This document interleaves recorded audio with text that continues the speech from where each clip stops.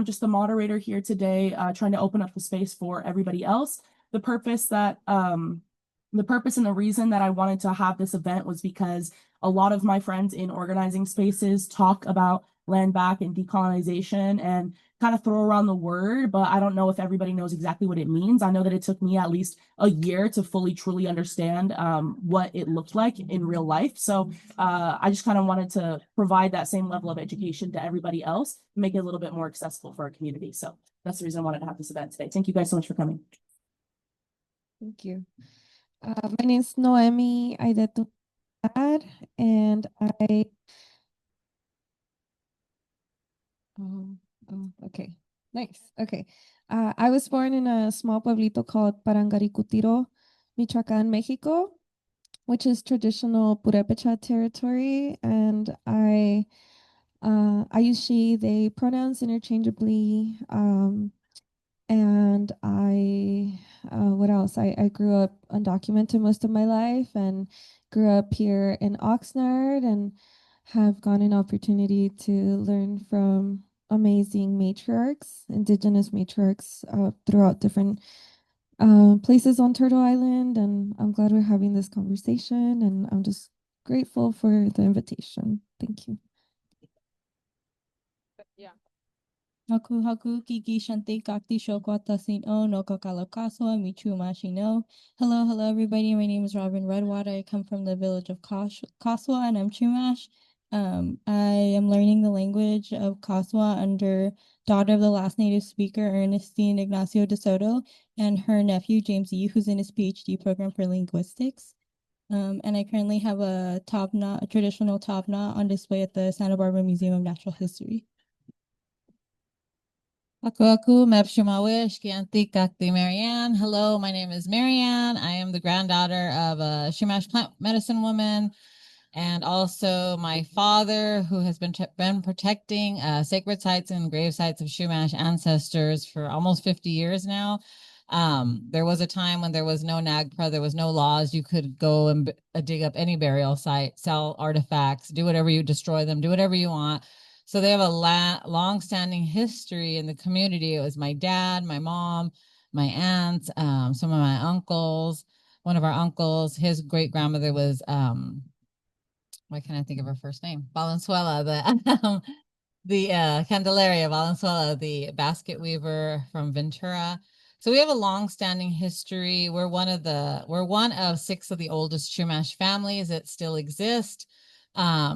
And together we have our own cultural group, He's Tiko Hilhus, and we can get into that later, how that was birthed and formed. There's only a few Chumash groups that can trace their lineage to their hometown villages, and we can talk about that later. This really is going to break down why that's so important for us, because we are literally tied to our villages through the system that we have. And if we stop using the government, right, they would love for us to stop using those traditional systems, because then they no longer feel like those treaties, even though they don't honor them, there's nobody left as far in their eyes. And so for us, we need to stay strong and hold steady to those traditional systems and not give in to trades or money or other offers that would disconnect us and cut ties to that. So this will really break down. There's a lot that goes into it. We also have gotten together with 5 of the other families to form Justice for Shumash, because of the fact the land theft, cultural appropriation, cultural theft is rampant. And if you look at Santa Barbara and Ventura counties, even part of Malibu, San Luis Obispo, right, these are prime real estate areas. So people want these pieces of land. And if they have the opportunity to cosplay us, to get land and to get money, they will do it. And it's been going on since the late 60s. And we've always spoken out about it traditionally. My family has always spoken out about it. But now I think people are finally coming to the forefront where they've finally gotten fed up. So we don't say like, we've been doing this, where have you been? We're like, we're glad you're waking up. Please join us and let's help push this forward. A little bit about myself. My name is Nadine Zayad. I'm local to Camarillo. I've lived in this county almost 6 years now, but I grew up in Southern California. I'm Palestinian American. My family came here in the 70s. I've been to Palestine 3 times in my life, hope to go back soon, given everything that's happening. With regards to organizing spaces, I helped co-start the Students for Justice in Palestine at Cal State Channel Islands. And I've been doing as much as I can for Palestine being here on Turtle Island, but also just learning about Indigenous communities because we are all purposely forgotten in a way, but it is our job to make sure that we're not and that we have a history and we keep telling the history. Hello, everyone. My name is Amjad. I'm Venturans for Just Palestine. I'm here to stand with solidarity with the indigenous people everywhere, especially for this land and any other land, because we're going through a similar situation, but intense right now, as you know, in Gaza. My presence here today is to stand in solidarity with any oppressed people, especially we as a Palestinians. We understand what it feels for somebody to come and steal your land. We've been experiencing this for over 100 years, exactly since 1917. I always like to go back in the history because so you can understand how long we've been suffering the injustice and the brutal genocide and ethnic cleansing of the Palestinians. So in 1917, what happened is the Ottoman Empire got tumbled after World War I defeat, and the area got colonized by the Great Britain at that time, and the French, and the Italian, and so many European countries. And as a result, Palestine fall under the colonization of the British, of the Great Britain at that time. And because the Israeli lobbyist was so strong in Britain, as they are strong here now, they hold on everything, also the government down. They took a promise, which is to give him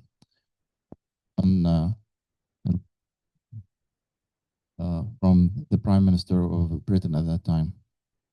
And they took that declaration as a means to take a land that did not owe to the people who doesn't deserve. They took it from the Palestinians. They said there is no population in Palestine in 1948, which is a lie.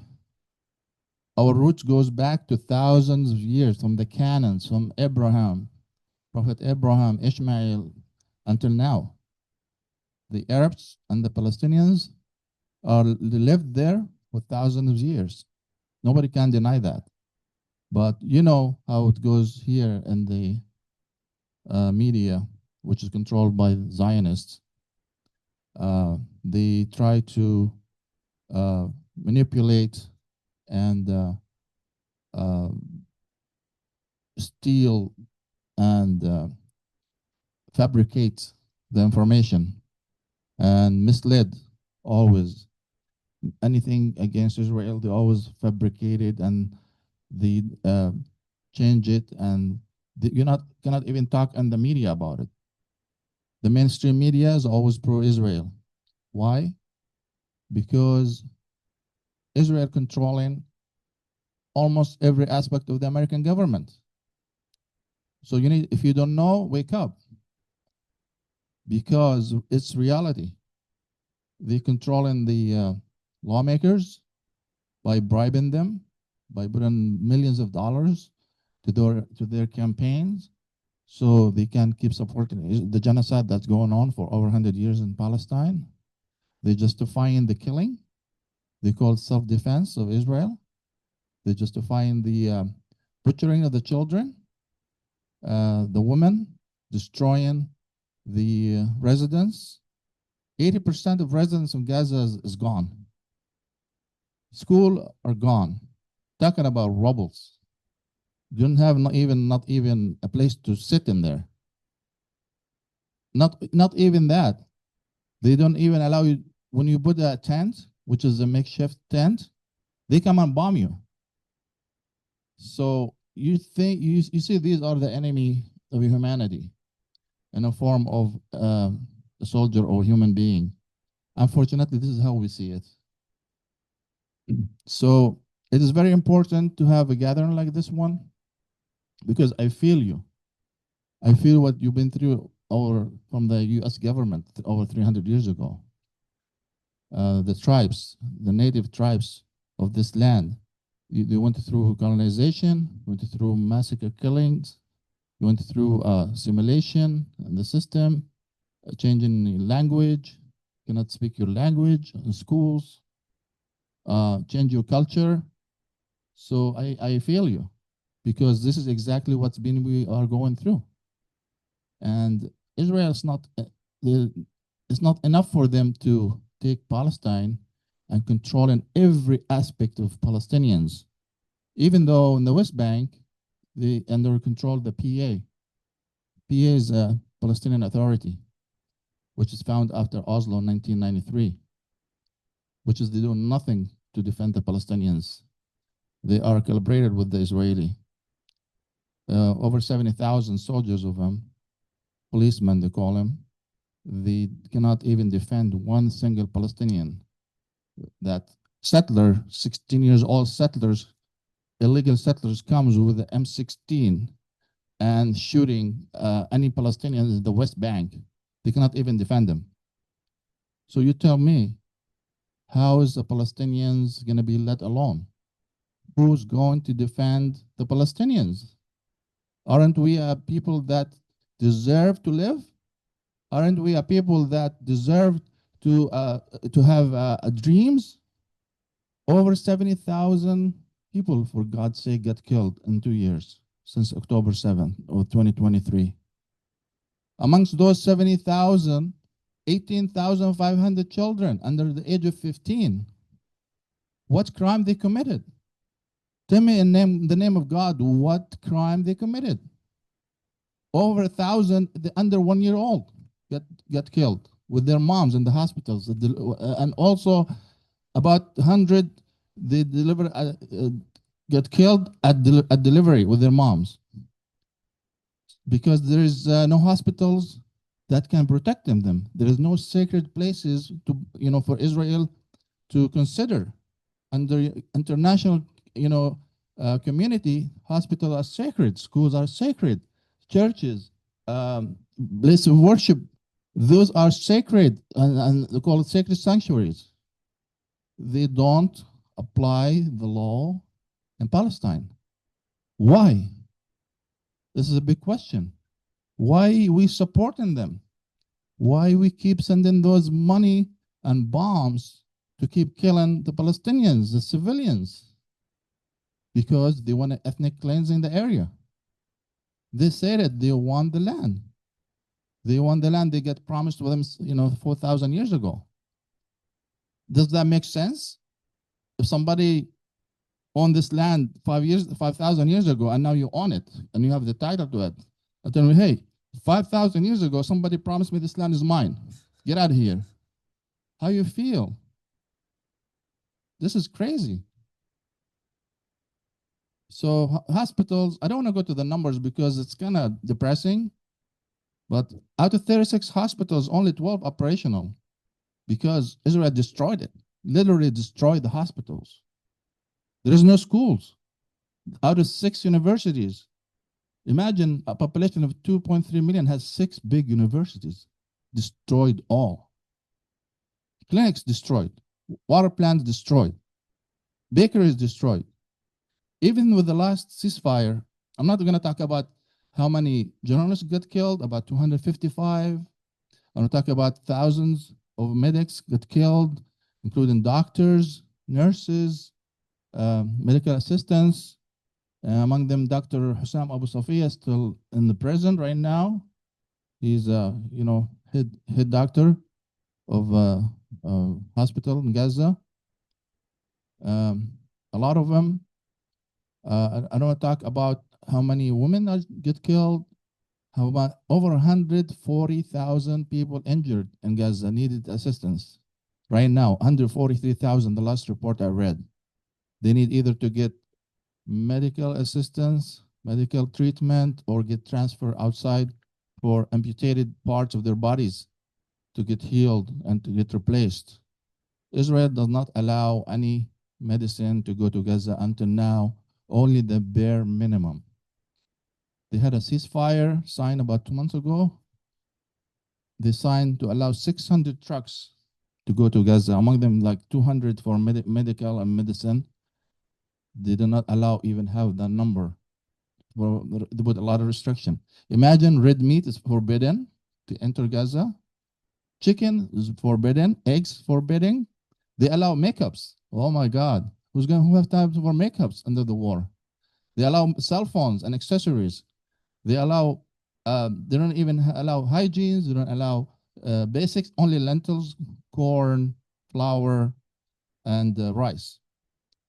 And so as you see, it's a systemic starvation.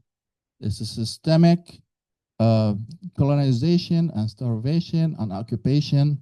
They want the people to go out. But people are resilient. This is all of this. Imagine this happened to us here. We will not stay here. Are we going to stay here? We will not, because most say, I want to live. I don't want to die, right? They say we will not leave in. I heard one lady, she lost her house 5 times in Gaza. 5 times. Because the first war started in 2008 when we established our organization, Ventura for a Just Palestine. And in 2012 and 2014 and 2016 and 2023. See, every time she lost her house, and they ask her, the journalists ask her, are you crazy? Why are you staying here? Go to Egypt. Go to Jordan. We fled. We went to Egypt. We went to Jordan. A lot of refugees there are in Syria, in Lebanon, and Jordan. I think our grandfather, they regret that they left Palestine because they left it under the threat of fire when Israel got established. They start making massacres in the coastal or Mediterranean. People fled inward inland. And a lot of those people in Gaza, by the way, they're refugees many times. The refugees as of 1948 war, when they declared the state of Israel, and then 1967 war, when they captured Jerusalem and the West Bank. And also, and they left there, they lost their homes, their ranches, and they're in Gaza, and now they've been under siege for over 18 years with the inhumane living and there. So what we face in there, dehumanization, which is always the colonizer do, dehumanize you, and then start killing you, allow them to kill you, and don't give you any value. I heard a lot of, I don't know how much time do I have. I heard a lot of stories coming from prisoners who get released from Israel as a result of the peace treaty, prisoner exchange. If you hear it, I mean, come on. They rape them, they deprive them from food, deprive them from the sun of the light of the sun. They beat him up. They starved almost to give him only 600 calories a day. No medics, no medical treatment for the sick who need treatments.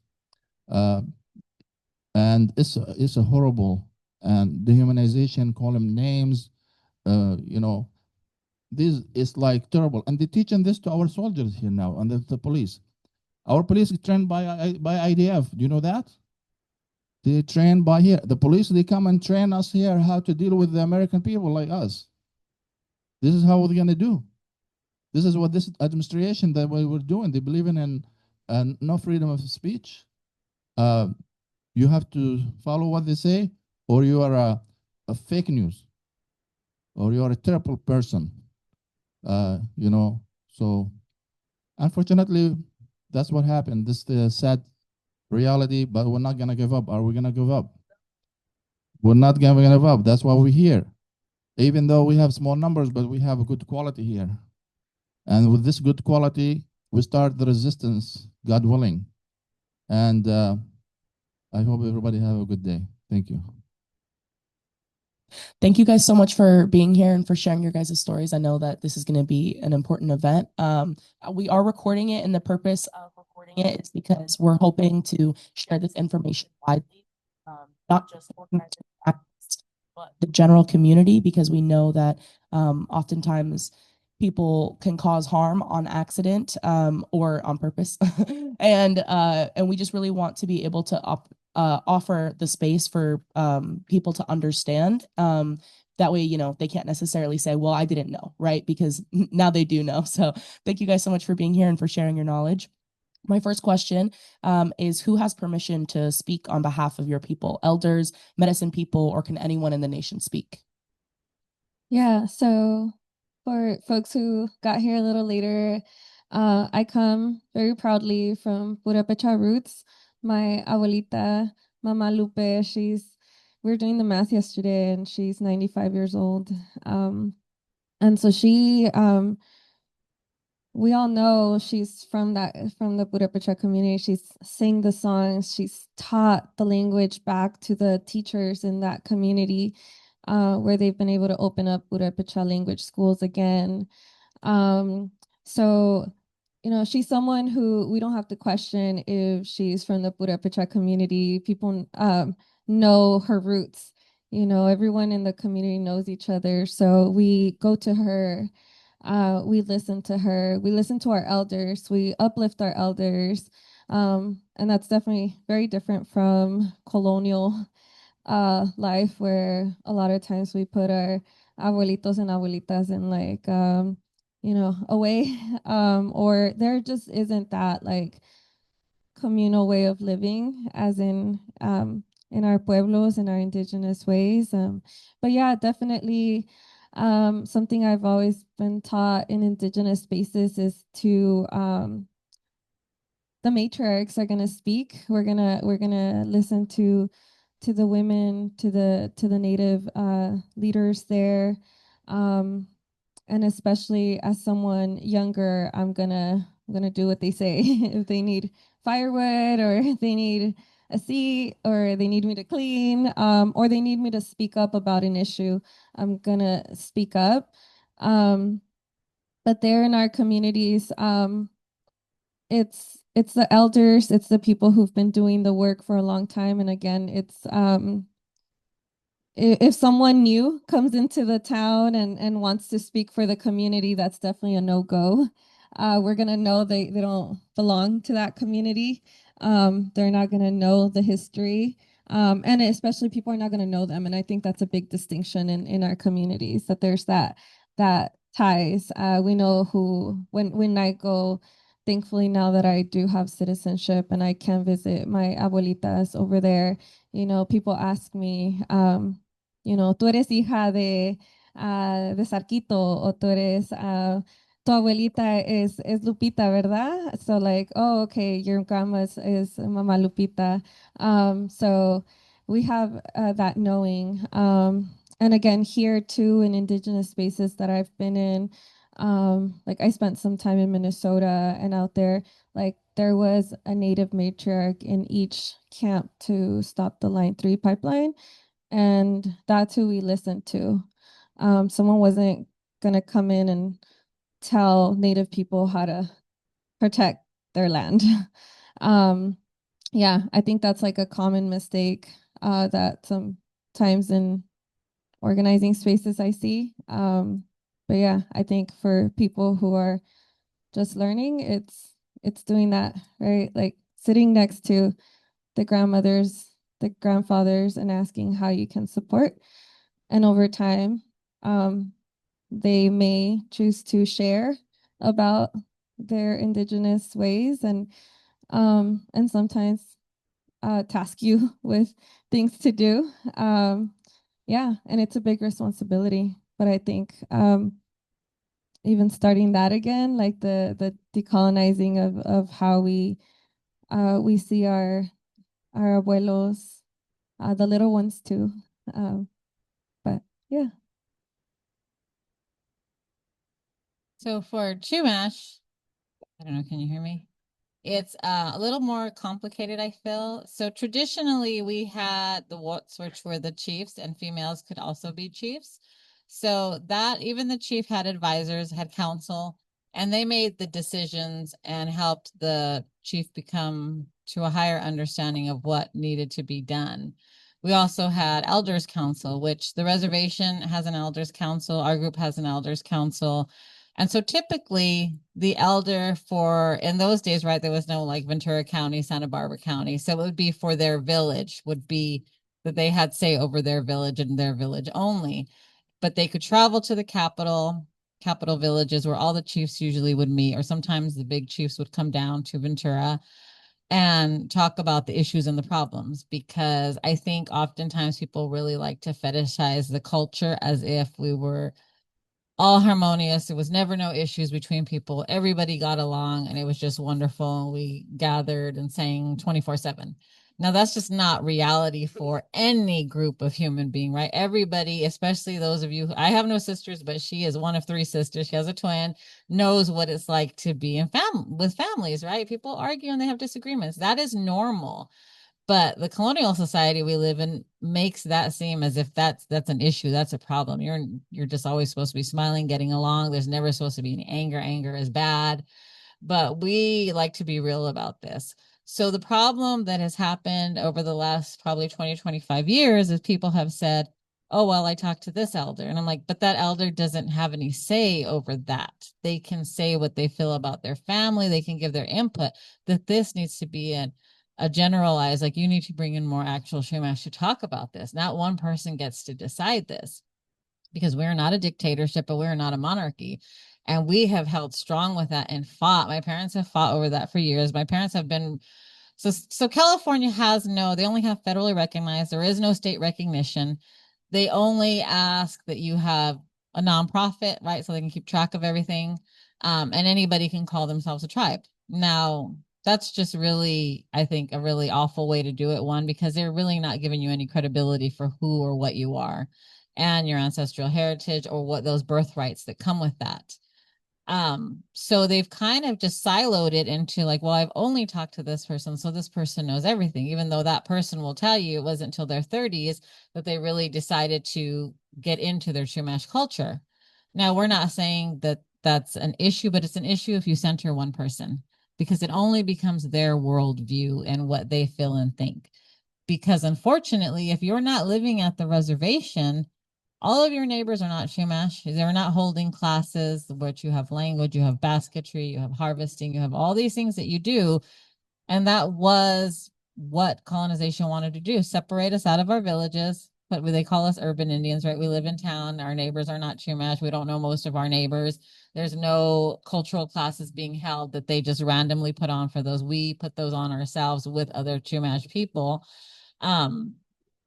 So we do have a say because we have been doing the work. Now, the way the government looks at it is if you're practicing everything as a Chumash person, one, you're doing your language, you're having your classes, you're going out and harvesting, you're meeting regularly with Chumash people. That's what's considered is Chumash. Like you have that tie into your culture still as a modern day person, because they want to do everything to erase it, and they don't make it easy to access these things. But like everything else, right, as we continue to do the work and we continue to make it happen, even if it's at a park, even if it's in some random persons, we've had professors let us use their yards for things. So we have taken every bit of space that we possibly can to continue that and make it go on. So I think there's a lot that's to be said for that. We have one person who is Ernestine Ignacio de Soto. She is 87. She is the daughter of the last native speaker for the entire tribe. She does speak the language, but she'll always say, I don't know anything. And then she'll just rattle it off. She's very humble. But she even says herself, I'm a very colonized Indian. You know, these people were literally beat to have to go to church and to have to practice these prayers. And I can't imagine what that would have been like. But I do see the impact of that abuse, of how it's skewed people's understanding of what maybe was ancestral, but what they hold tight to because that's what they're afraid to let go of, because that's all they've known their whole life. And we don't even agree with her on everything, and she knows that. She totally knows that. But we're respectful of it, of course, and we don't argue with her. And there's a lot of things she tells us, and she's been telling us, and we have been doing the work and continue to do the work. And that's so important. And we know in Chumash community with matrilineal society, a lot of the women were showing up doing the work and continue to do the work. And unfortunately, because of colonization, because of drugs and alcohol and mental health issues, it has taken a lot of our men. So the presence of men in our community is far and few. It seems like this generation is getting more connected and wanting to be more active, which we are really grateful for. But it's a constant, right? Because we live in this trash world. I'm just going to be honest. Some of the things that I say, I am very emotional when it comes to these things because I've heard my grandmother's stories and what she's had to go through. She experienced a ton of racism and prejudicism through Santa Barbara and Ventura County. And people don't like to talk about that because they want to look at it like this nice country beachside. People come to visit and vacation, and everybody loves it here, and everybody's so nice. But not if you live in Ventura or Kentucky, you know, not everybody is always so nice. There's a lot of racist, prejudiced people there. So yeah, so what we say, you know, we do have elders, and there's just a few elders, and then typically we go to Ernestine. There's other elders that we have talked to for other issues. But if they're not in practice with their own culture, as he mentioned earlier, not every elderly person is an actual elder. They say we have elders and we have olders. And that is so damn true because some people, unfortunately, they've assimilated so much that there's a lot of things they don't care about, but certain things they'll chip in for, especially if there's a monetary benefit to it. And that's really hard for me to see being done. But right, this is what happens to our people when you're not gathering regularly, when you're not teaching these values, when you're not practicing your culture. So I'm a true believer, no matter where you come from, you have to hone into those roots. You have to. I was taught, I always say from the day I was born, because my grandmother was very firm, like you're Chumash, you're always going to be Chumash, and you never let anybody tell you different, and you're not going to do anything differently. And I'm like, okay, I just did what she said. And I also used to sneak around and watch her when people, other elders, plenty. That we even had a few county supervisors that would come to her house in Rose Park, and these were very white people, but to come talk to her for advice or even get plant medicine from her because they believed in what she did so much.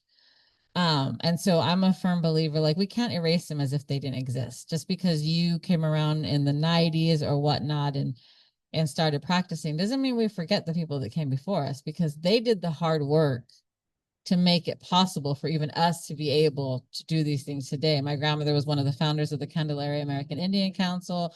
My aunt did a lot of work fighting, I hate to say this, fighting against Mormons with ICWA, you know, making sure that indigenous children stayed in indigenous homes and didn't get adopted out.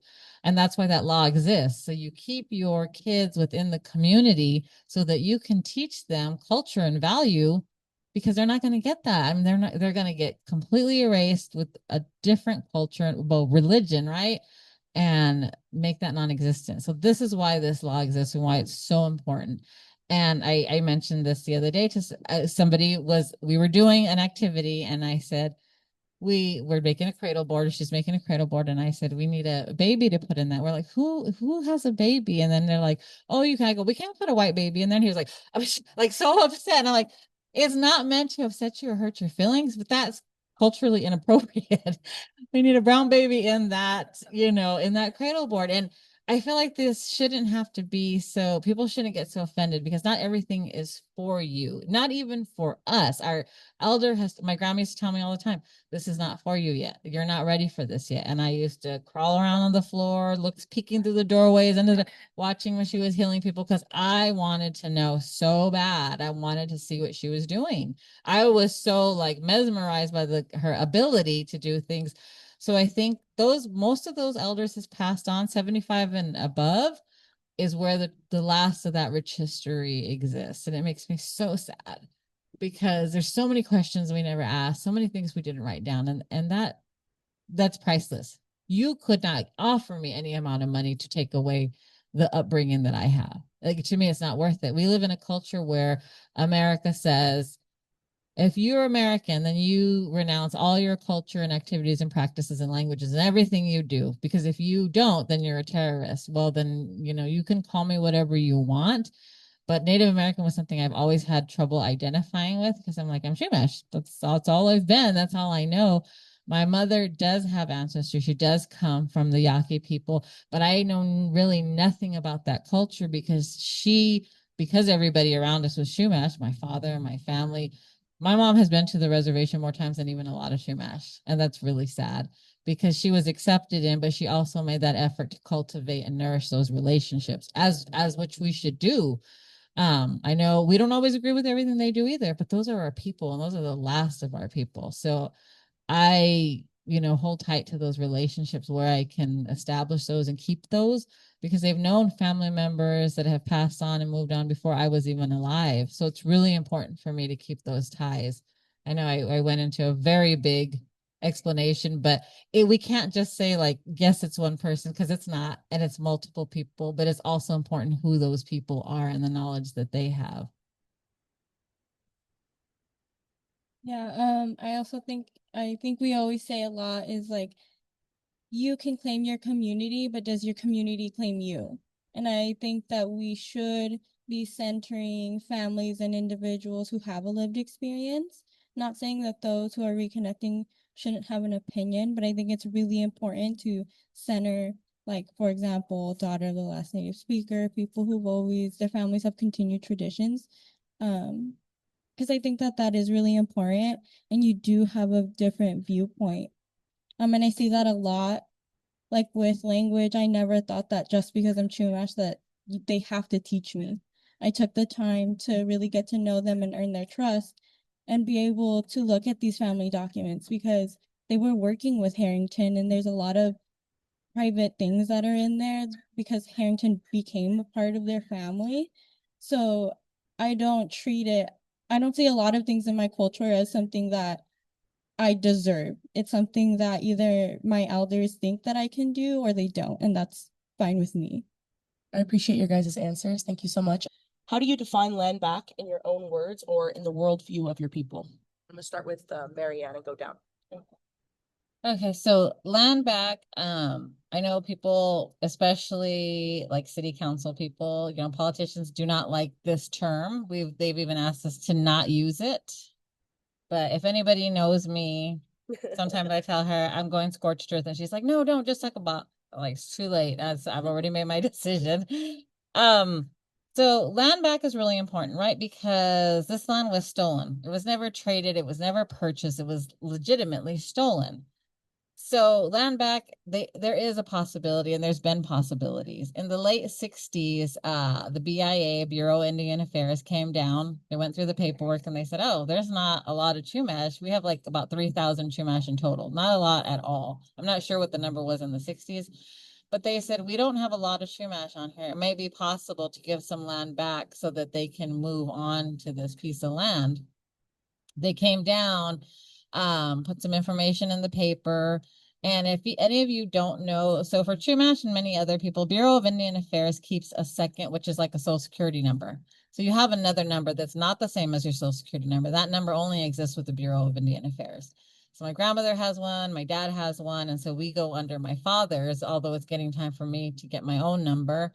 And they're only going to give this number to people who have a history they can see who that Chumash person was that went into the mission system, because the mission system meticulously documented our people. If anybody has ever been arrested here, me, and been in jail, they have this form that marks down your tattoos, scars, where they're at, what side they're on, all this information. That was born out of the mission system. So they meticulously, took your height, color of hair, length of hair, any features, any scars. It kept, very, very tight records on us because they wanted to keep us there.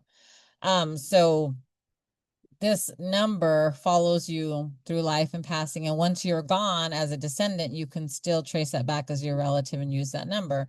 So when they came down and they had a meeting, they had a lot more people show up than they expected. And they only had numbers for so many people.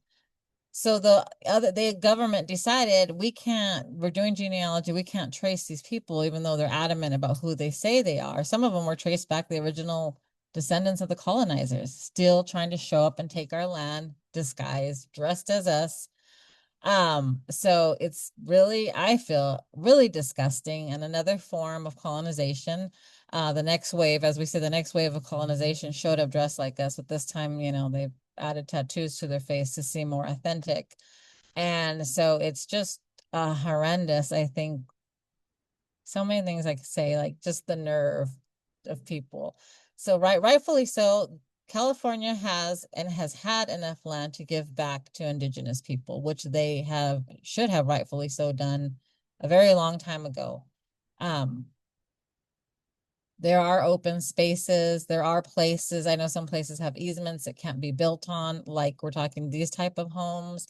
But if anybody knows me, I always say, why can't we put yurts up on that land? Why can't we my dream has always been to have a piece of land that has had those old casitas from like the 40s that we can make sure electricity is working, water. We want to upgrade the house, but we don't want to modernize it completely. So that our elders, like our elder Ernestine, who lives in a little cottage, one of 6, that they want to tear down in Santa Barbara to make a boutique hotel, because Santa Barbara needs more boutique hotels. Like, it's unreal to me. Like, these people should not be having to face eviction at the age of 87. Like, it's wild to me, especially the daughter of the last native speaker. To me, that's like gold. She should be living in peace and have access to good health care, have access to everything she needs. And she's still fighting for it. And that just breaks my heart, because that's our future, literally. Why we fight so hard and why we stand up. And some people are like, oh, they're so mean. I'm like, if you think we're mean, you want to talk to the old elders up on the reservation or the people that have passed. It's not about being mean. It's about being firm and having your boundaries of what you're willing to bend for, because not everything is worth it. A picture with the politician in the paper is not worth it. A lot of times you're asked to kind of dumb down your argument so that you can come to a common ground. And that is so hard, because we're constantly being asked to do these things. But when we ask for things, it's like, oh, no, no, no. That's just so, I hate the word radical. It's too radical. It's like, what is radical about human decency, about the things that we deserve and should have? So land back is absolutely necessary. It is. I'm a strong believer that we need to start first healing the land to heal our people. Our lands are so toxic and so poisoned and so overprocessed. And yeah, we have been saying it for years. We continue to talk about things about like fire, right? These things were outlawed a couple hundred years ago. We keep talking about it, but they like to take the practice and not always include indigenous people and still not make it a true cultural burn, because they're using fuel, which we wouldn't have used fuel. And they're always so afraid of these things. It's like, why are you so afraid to do what works and what we know what we know ancestrally for thousands of years has worked? Because it's not their system, and their systems don't work, and their systems are failing over and over. So they're afraid for other people, especially if you're brown, to make these changes that actually work and sustainable. They can't have that because, I don't want to throw out last names, but in case anybody here shares that last name, but you have these very white European people, we see this in streets, schools, everywhere, right? Fremont School. Oh gosh, I went to Fremont, but somebody who murdered thousands of indigenous people. Like, we put these people on these pedestals and only teach what they did or what they know is so grand and wonderful. And we don't acknowledge the indigenous people who can actually make that change, who can actually help healing come not only to the land, but to people in the community. So when we say land back, it does include everything. We want our land back so that we can have our culture, we can have our language. Nobody's going to interrupt us. Nobody's going to tell us you can't, like they do now, like, speak English, please, or you should say English. Like, English is not the first language of this. It's the third language. So we need land back. It's so important to not only just indigenous people, but to the animals and to our resources that are here, to our water, to our soil, to our food, to our native plants. Like, there's so many things that's interconnected, and it's possible, it can be done. We just have to put more pressure on people like politicians to make this a reality. Land back is really complicated. So when we talk about land back and sovereignty, we are not a sovereign people in the eyes of the government, and we have to be very careful with how we word this. So the only people who have sovereignty is those who are federally recognized, as my mom stated, California has no state recognized tribe. So the only other option is to create a nonprofit. And sovereignty is directly tied to federal recognition. So in Minecraft, in another world, where we had sovereignty, I think that it would look like us getting something like Hope Ranch back in Santa Barbara.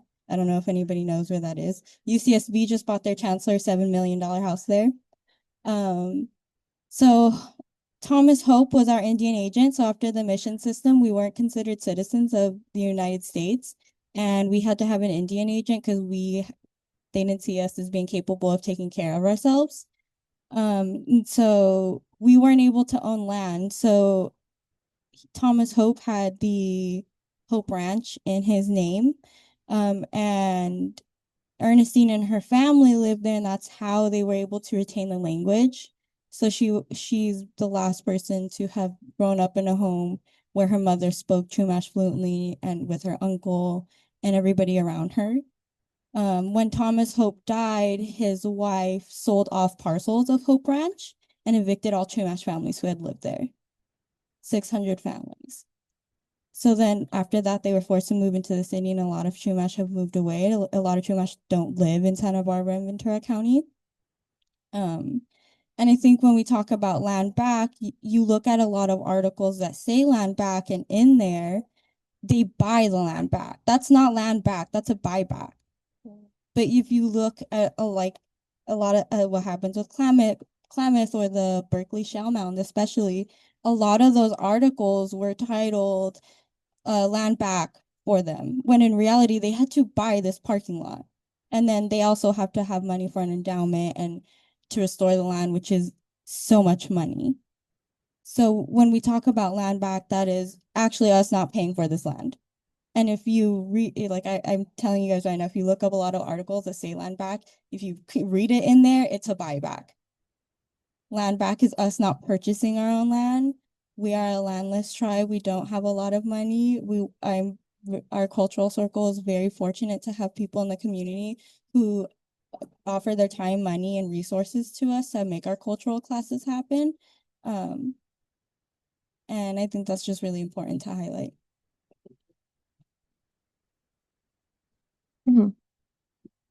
This issue is like, as I hear Marianne, I'm just like, yes, yes, yes.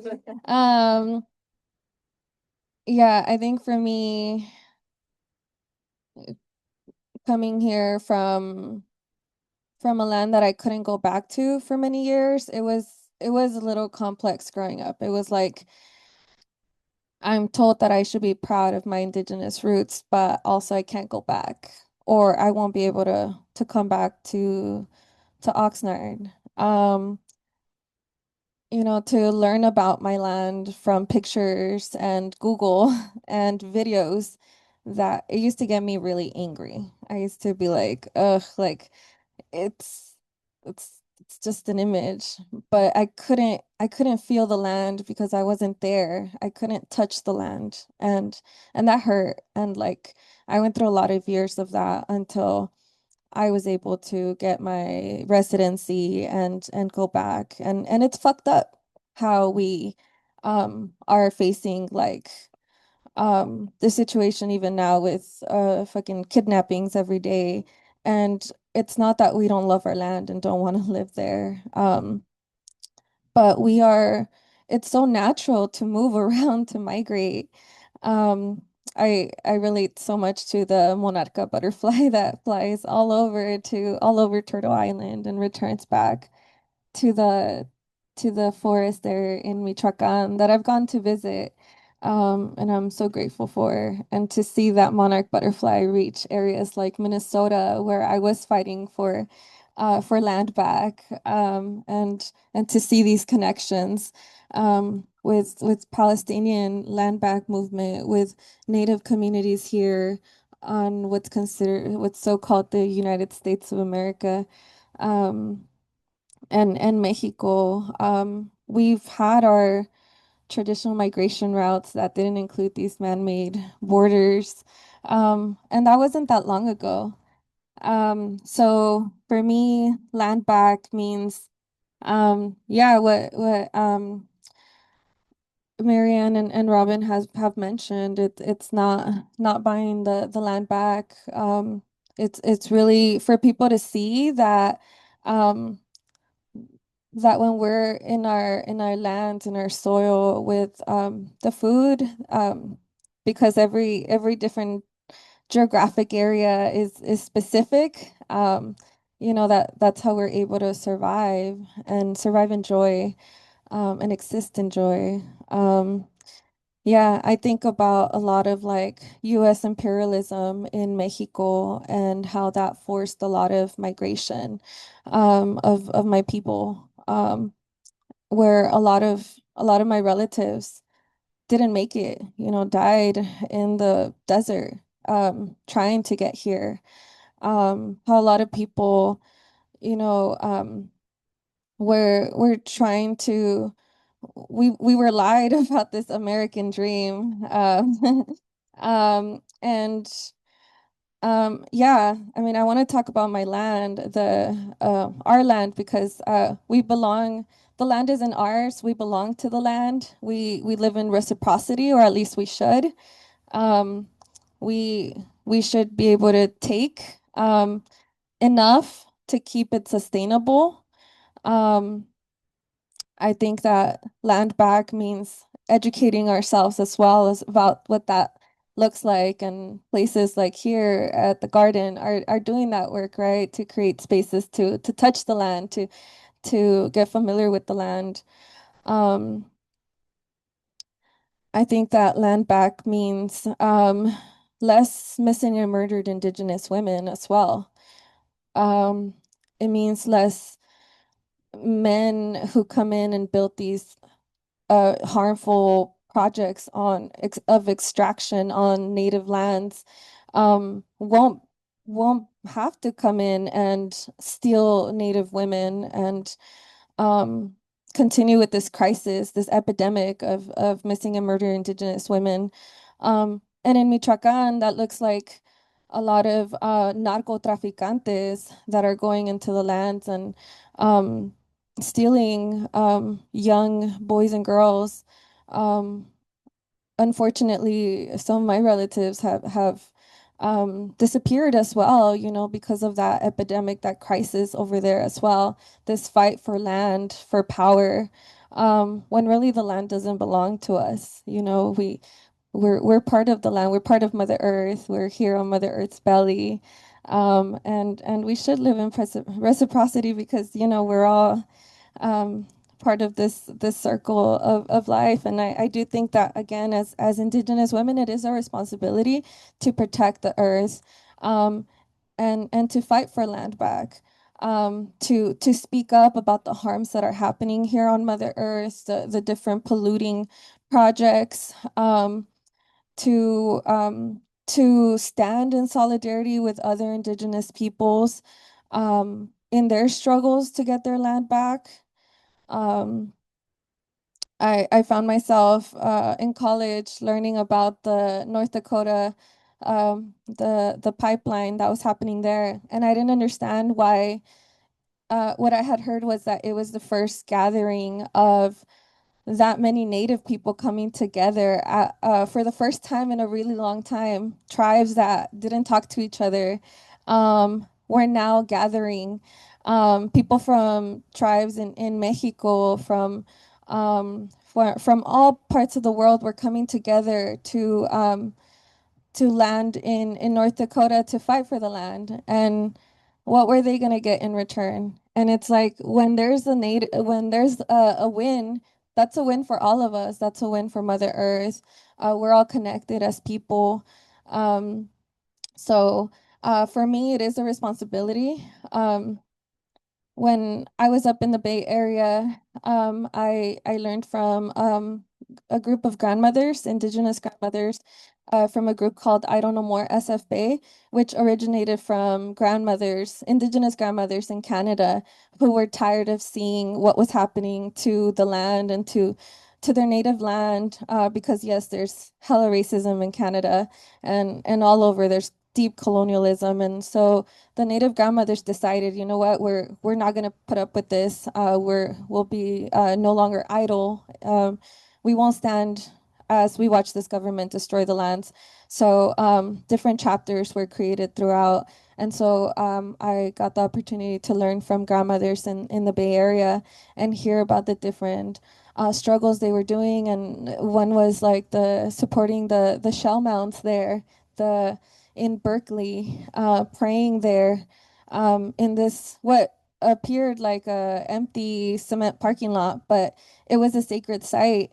And people talked about the bones under the cement and their ancestors there, and how they were gonna dig it up and do who know like these other projects, and they do that in so many places, and it's so degrading, it's so messed up. And so we would pray there and we would hear songs, and we would cry for the land.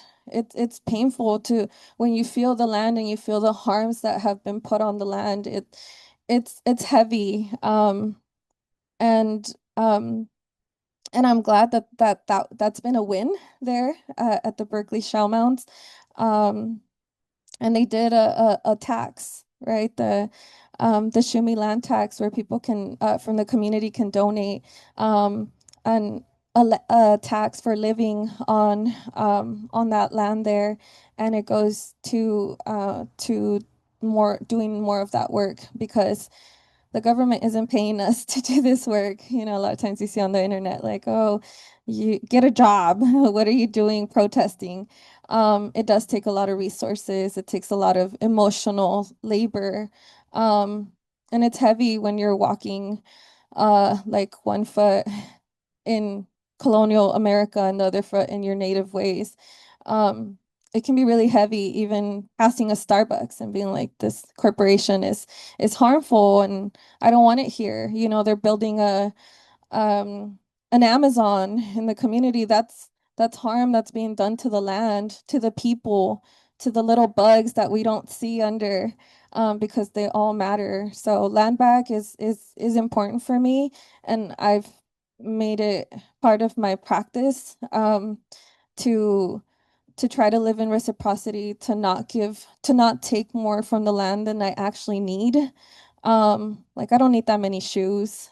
I don't need that many clothes. I don't want to contribute to over consumerism and to these harmful projects. I want to give my money, even if I don't make a lot of money, or if I'm not spending a ton of money, I'm going to give my money to actual local businesses that are supporting the people. I'm going to support, if I can't be there physically, I'll give a small donation where I can. But yeah, land back is survival for us. And it's so important that we all fight for it. And I'm seeing big wins. Maybe, unfortunately, some of them are buybacks, and we need for churches to give that land back, and without any like sign here, you only get your land back on Sundays. No, just it's yours. No, quid pro quo, whatever, it's yours, and no questions asked. The people need to give, especially white rich people. There should be no rich white people. There should be no of these classes, right? We need to distribute that wealth, and no one should be homeless on stolen native land, right? We say that, and we really need to work towards that. So I'll just leave it on that. Land back. That's an interesting topic. As a Palestinian American who lives 1,000 miles away from home, it comes to me that I gotta go back to the history again. But now it's further back in the history. When Islam came to existence in the year 640, 50 AD, when Islam gave equality to all human beings, regardless of race, regardless of color of skin, regardless of ethnicity, they all follow and join that religion at that time because they found themselves free Like the second Caliph of Islam, Umar ibn al-Khattab, he said, when you wanted to slave people and they were born free. So we were born free, meaning we can think, we can follow, we can do whatever we want according to what we believe. But the people, the colonizer, they don't like that. They want divide, conquer. Remember that word? So with that word, the evil comes in the details, because they divided the region, talking about the Middle East, into countries after the collapsing of the Ottomans, which is they hold that area for over 1,200 years. And those 1,200 years history, most of it is peaceful. They don't want peace in the Middle East. When the Jews themselves fled persecution from Europe and from Russia, where did they go to? Guess where? To the Muslim world. They went to the Ottomans. They want to allow them to go to Turkey, to Egypt, to Syria, to Yemen, and they were treated, and Palestine, of course, and they were treated justly, with equity, as a human beings. And when even they came to Palestine in 1910, 1920, way before the establishment of Israel, these Palestinians opened their land, their homes, their arms to those refugees, the Jewish refugees, as well documented. And they came in ships. They were stinky, smell bad, sick. They treated them, and the one who has two houses, they gave him one house. The one who has extra room, they give him one room, and they mobilizing them, and they give them jobs. They kept their names, and they kept their synagogues, and there was a place of worships, and until the establishment of Israel, 1948, they turn against them. They bite, those hands that fed them. They close their houses with the help with the militias, the IDF, the criminals, the killers, and they stole their houses from them. They stole their ranches. They stole their markets, and they start killing them. 365 villages and towns, coastal villages and towns, was wiped out in 1948. So when you have that much of intense, massive,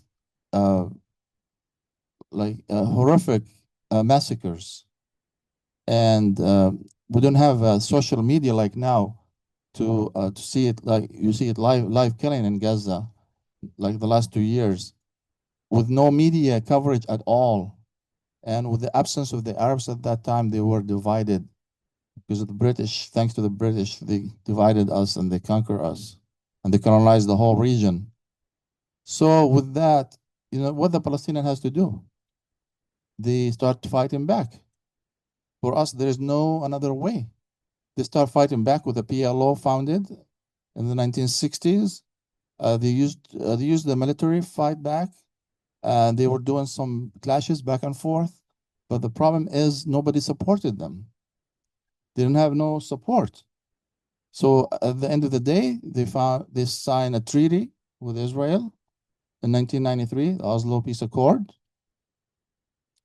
They said, okay, this is after we lost 78% of historic Palestine. They signed a treaty. So Yasser Arafat, he signed a state on a 22% of Palestine only. Even with that, we accept it. You said we want land back? Okay, we'll take 22% of it, better than nothing, right?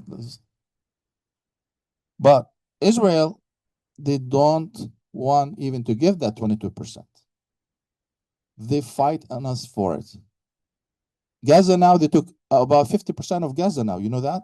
Beyond the yellow, it's 140 square mile only. Gaza is very small, tiny. 140 square miles only. And they took half of it. They put like a yellow, virtual yellow line. Israel took half, and the Palestinian taken half. That half is completely rubble. There's nothing in there. It's very cold right now, rainy, don't have even tents. Allow Israel banning tents to go there. Imagine, they sleep on the street, families with their children, they live in the street with the cold, they get sick, no medicine. And when you think about it, why are they doing this? I mean, why are they doing this? And they hate us so much. They hate humanity so much. So for me, taking land back meaning we accept a state which is a lemon state, which is you don't have a foundation of a state. There is no border, there is no army, and there is no control of the water resources or your agriculture or your industrial. Everything had to go through Israel. So what kind of state is that? Even with that, we accept it. Israel will not give it in. Until now, they said there is no Palestinian state.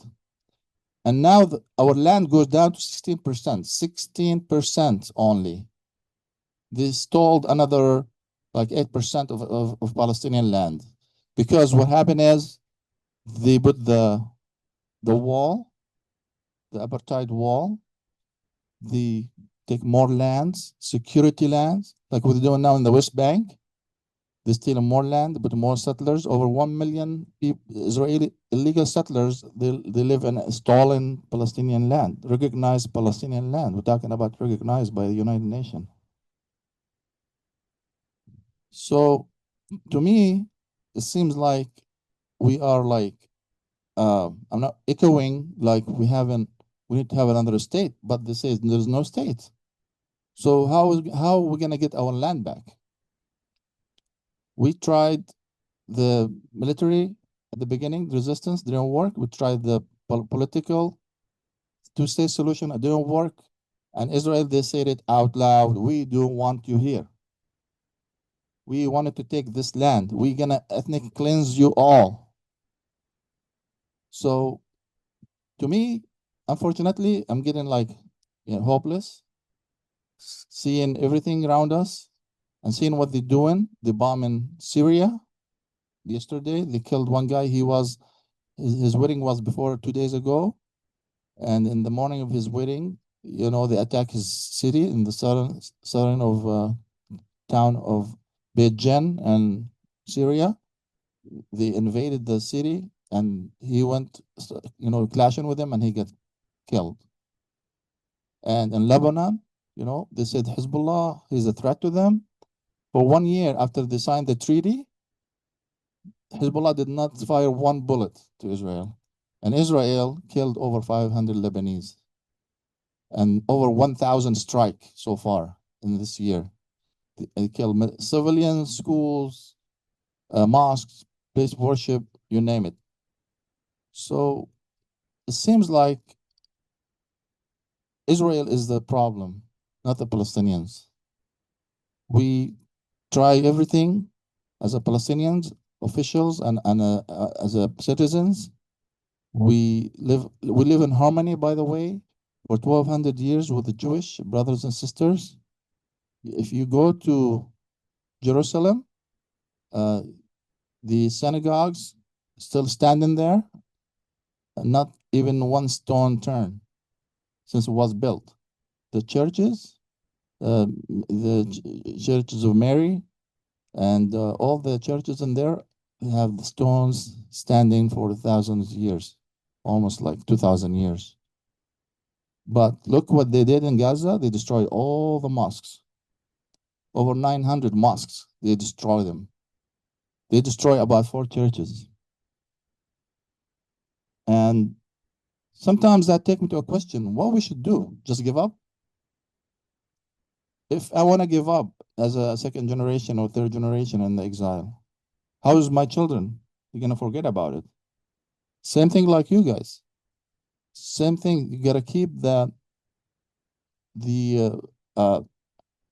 issue alive for the next generation, and the next generation to the next generation, until we find justice. I don't know how, but I believe in God. I believe in the justice of God. I believe God is just. He will somehow have a remedy for the victims, somehow, sooner or later. Thank you so much.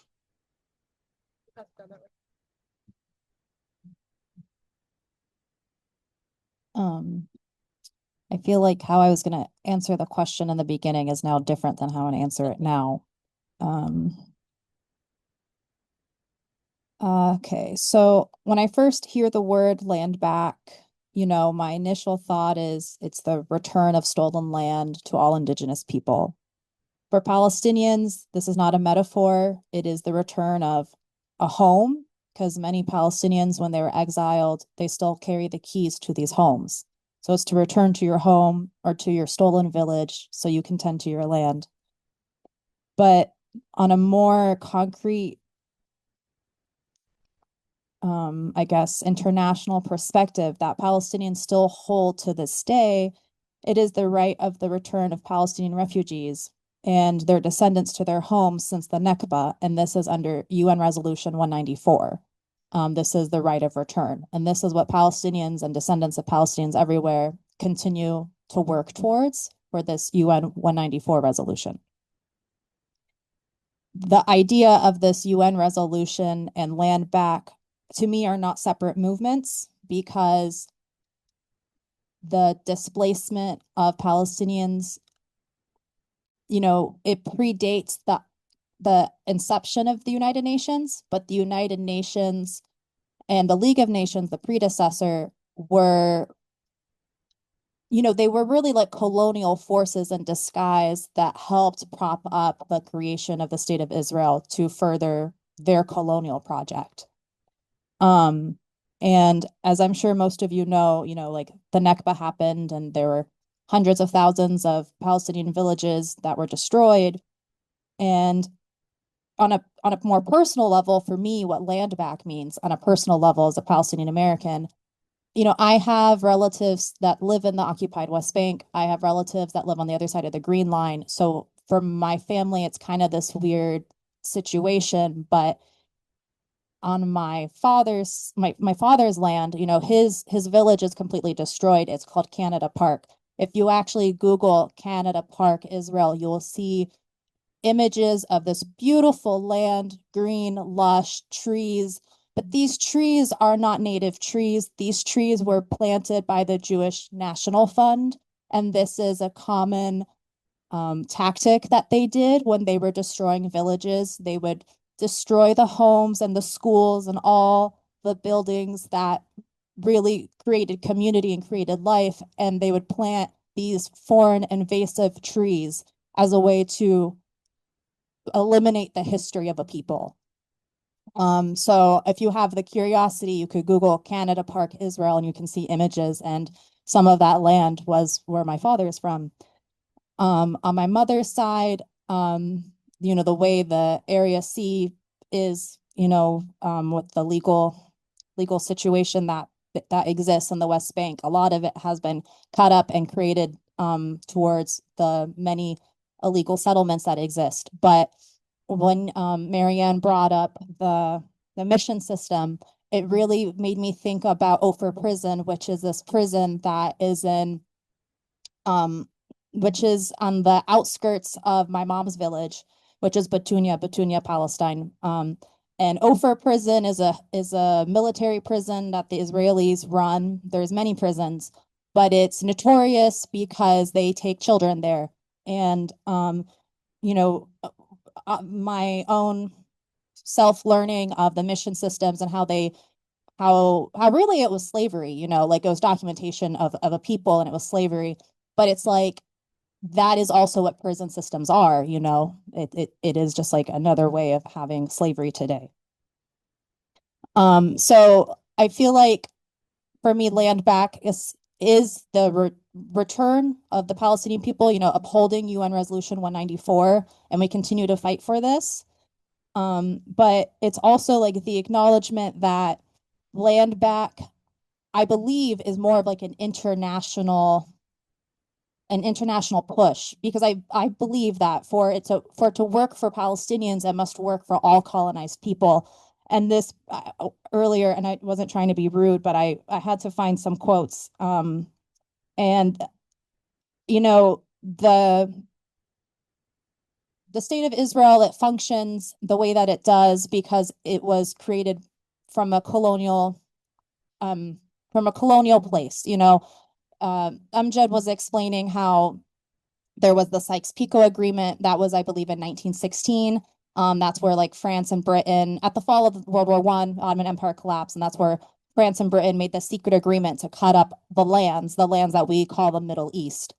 And above the line went to France. So Syria, Lebanon went to France, and below the line went to Britain. So what we call Israel and Palestine and Jordan went to Britain. But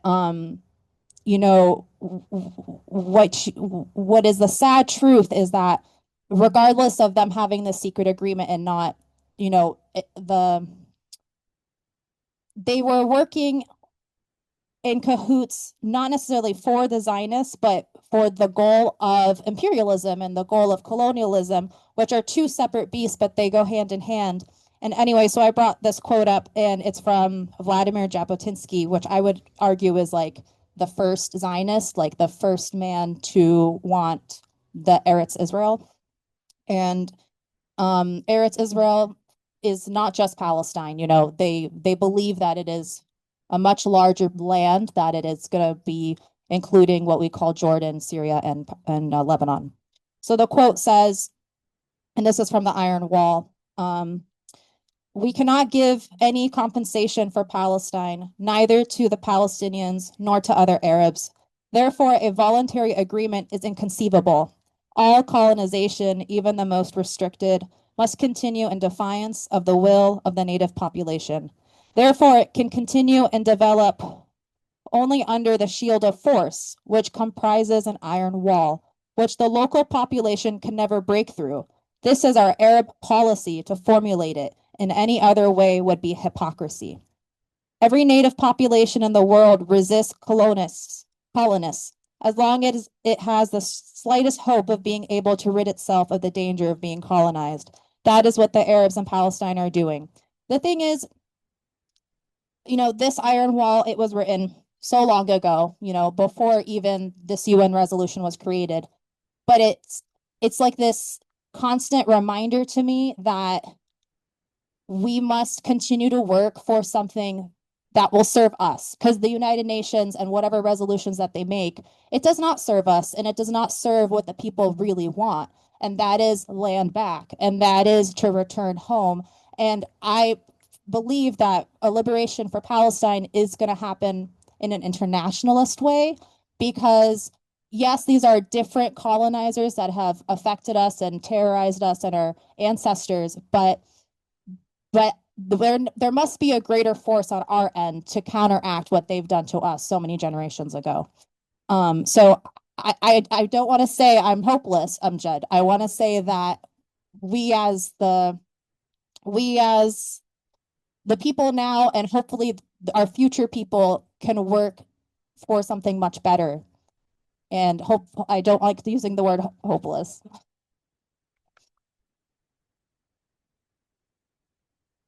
Thank you so much for all that information. I feel like that was a really in-depth understanding of land back. So this question is specifically just for our two Chumash representatives. What does building a meaningful relationship with the Chumash community look like in Ventura County for Ventura County activists and organizers?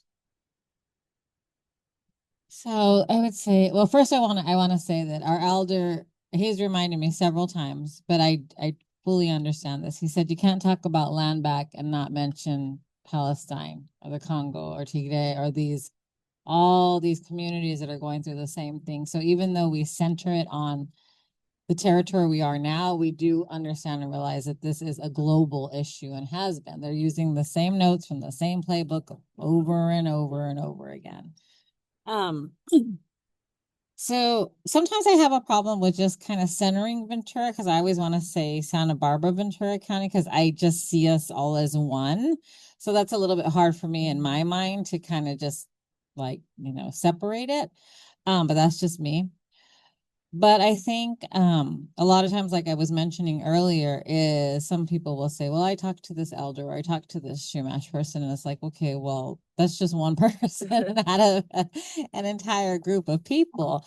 And I think that they feel like one of the issues I have is, especially with some very liberal Democratic people, is that they really see all Chumash people in modern day as like these mystical know-all beings. And I'm like, no, first of all, stop. Like, let's get that out of your head. Like, you have to understand, because we've been taken out of our village and our hometowns, that many people, we didn't all have the same upbringing. Some people are very colonized and very different. Like, my parents never go to church unless somebody passes away and there is a mass and they attend that. They never go.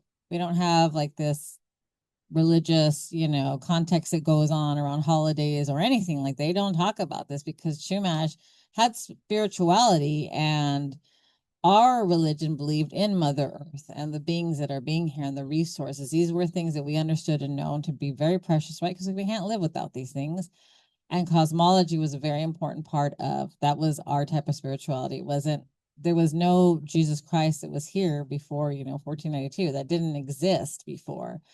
So I think people have a hard time of understanding that. Like I said, we do have people that have been assimilated. Some have gone to boarding schools. Some people were in the orphanage that used to exist in Santa Barbara.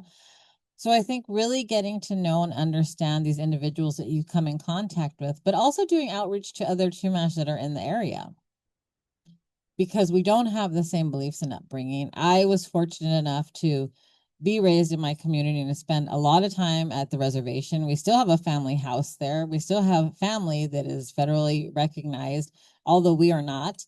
And we don't always agree also on the personal level, some of the things that they believe and we believe. But that childhood, this is before the casino, this is before the upper reservation existed. None of that existed. So I got to spend a lot of time with elders and community members, learning, being taught, running around up and down that land. To me, that was freedom. And I miss that so much, because like, where else do you get that to be able to run around? To us in those days, it seemed like this huge piece of land. It's 99 acres. It's nothing like having a much greater territory, but not having any fear, not worrying about like if we saw a bear, if we saw a mountain lion. Like, we feel it like a great honor to see one of these out when we're out and about. So that type of upbringing, I think, speaks volumes, because not everybody got that. I was born into a family that happened to have medicine people. My grandmother, like I said, she was a plant medicine woman. She healed many people, not just Chumash. And I'm talking from the reservation all the way down to Oxnard. She dealt with a lot of the Chinese, the Japanese. She worked in the fields, because in those days, Chumash couldn't get jobs. Like, she always wanted to be a nurse. Wasn't something she was going to be able to do. Or she was born in 1916. She wasn't a citizen when she was born. So she just did not have these resources or the finances to help her in that. But she survived in other ways.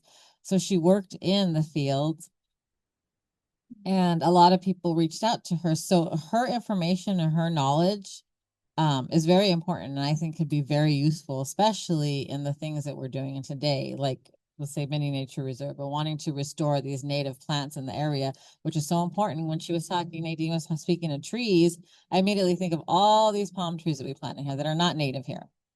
Not native, pepper tree is not native, right? We talk about fire, but I think really just reaching out, I'm going to go on a tangent, but I think really reaching out to multiple people, right? Because not just one person holds all the knowledge, but as much as I hate to say this, it's just like Ventura, there's not a lot of people there that have been raised in the community or the culture.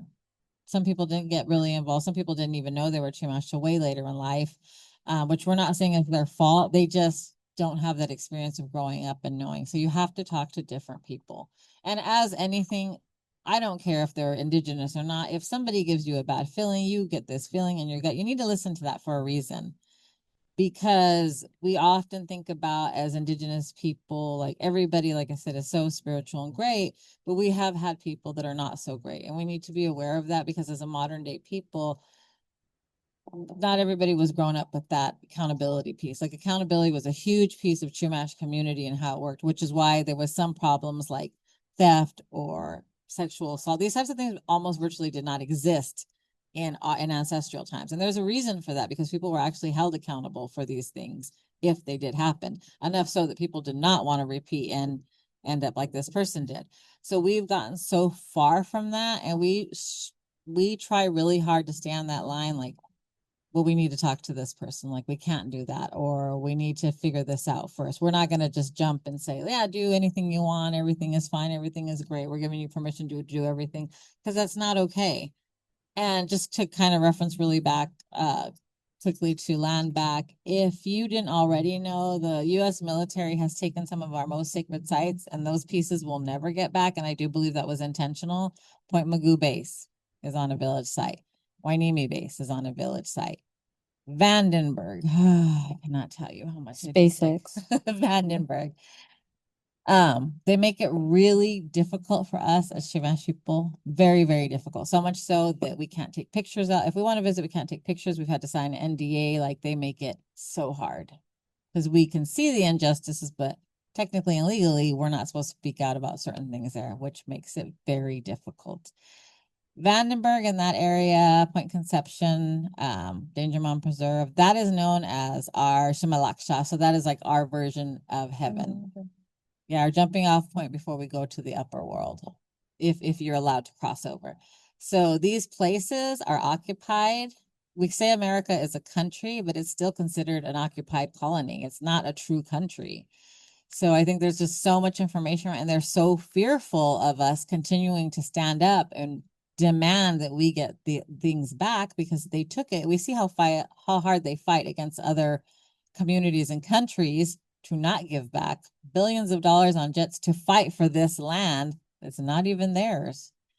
So, yeah, so I think you need to talk to multiple Chumash people, not just one Chumash people, because not one person has the say, like I said, over everything. Now, when it comes to, there's multiple people doing language, it's just not one person. So I think people learning under the last native speaker is golden, because how often do you get to speak to the last native speaker of any group of people? Right? They learned it, they know it, they lived in their own land. Far at the time, 154 area, there was a ranch out there, they called it Indian Orchard. But to be out there on your own in those days was seeing like being way out in the sticks. Nobody wanted to go there. So nobody cared that Indians lived out there. They didn't want to bother them. As long as they didn't come into town was what they were worried about. So they were able to keep their language. They were able to keep their customs, songs, until, Thomas Hope came along and stole everything, which is a common theme, right? The theft of land. For people who, we have to remember that Chumash was the first language, Spanish was the second language because of the Spaniards coming, and then the Mexicans came, the next wave. So English was the third language. So you could not read or understand. They did on the goodness of their heart, which what they used to do ancestrally was trusting people because they said they were going to do something. And as we know, even today, you cannot trust the U.S. government. You cannot trust them. I mean, we have a president, and if we say anything bad, we're seeing as these horrible people, like, how dare you? But we can't trust him either. Question, or do you remember it? How to be a good ally? Yeah, yeah. Okay. Thank you. I think part of being a good ally is being able to, I think talking to a lot of Chumash and then being able to filter information, right?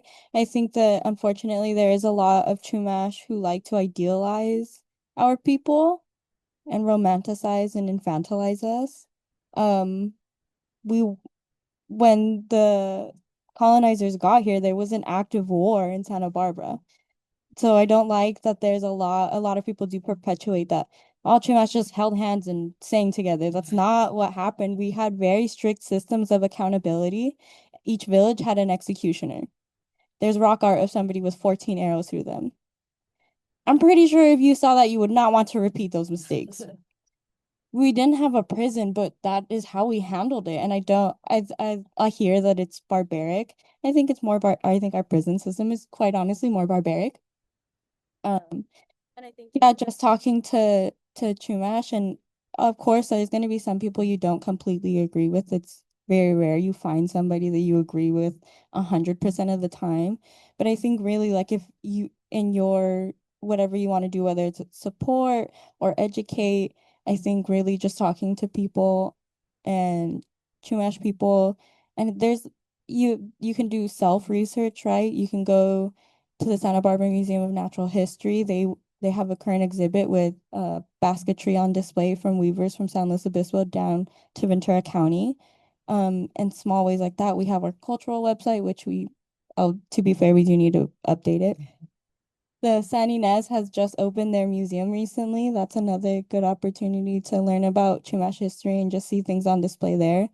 Um, and yeah, I can't think of anything else right now. Like I said, I just think always remembering that there are more Chumash people.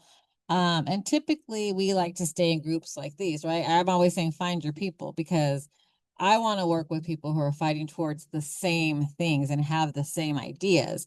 I don't want to be, I'm sorry, I'm gonna keep throwing these people under the bus, but I don't want to be with the damn club and making it seem like this really good thing, like this is better than this, but we can't go any further than this. Like I don't want to be in a group who's going to constantly be asking me to water myself down to make them feel comfortable. Like I wasn't raised that way at all. Like if you knew my dad, no, he doesn't, he'll just tell you straight up. Like he doesn't deal with that at all. So I everything that my grandmother went through, I need to speak up because she always did, because she made it possible for me to be the strong person that I am because I learned from her. Had I not been that, I did for a while when, my kids were really small. I couldn't be as active because I'm being a mom taking care of my kids, like, and afraid to take them into spaces where they could be harmed. So I think finding your people is really important. People who truly want what you want. Not maybe they like let me get this person for a land acknowledgement or an indigenous blessing, but then we don't really want them to speak up on Palestine or make it public or talk about land back or why we should have a community to come and speak how they feel on certain areas that they want to build. Or what we've recently heard is like, well, there was village sites everywhere, so what does it matter that we destroy a few of them here to add this? It's like, no. And for some of our people to say like, well, it's okay because like we stand very firmly against like none of them should be destroyed. So I think finding your people is very important. And we just happen to fall in with a lot of people who are Palestinian, like people from the Congo, from different races and ethnicities. But I love that, right? Because I'm like, we're not supposed to all be the same. We would be so boring if we were all the same.